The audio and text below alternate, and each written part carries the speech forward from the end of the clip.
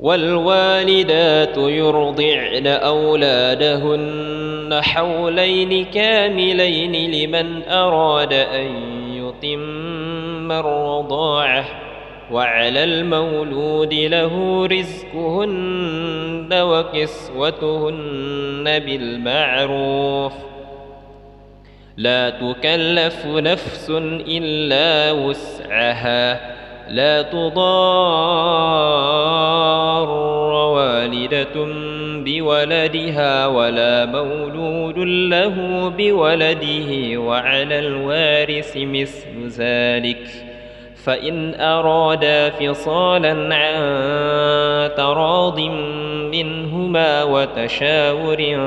فلا جناح عليهما وإن أردتم أن تسترضعوا أولادكم فلا جناح عليكم إذا سلمتم ما آتيتم بالمعروف واتقوا الله واعلموا أن الله بما تعملون بصير.